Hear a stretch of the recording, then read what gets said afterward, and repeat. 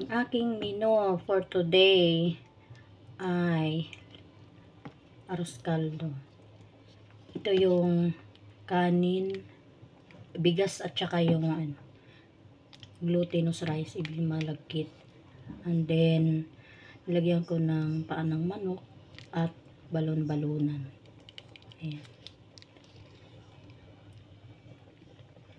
Yummy, yummy. Kain na.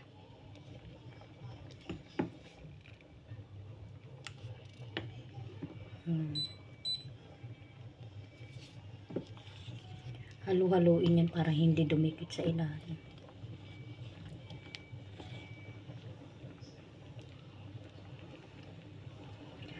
Mayroong sibuyas, bawang at luya na nilagay ko. Tapos yung condiments niya na bawang, paminta at magic sarap.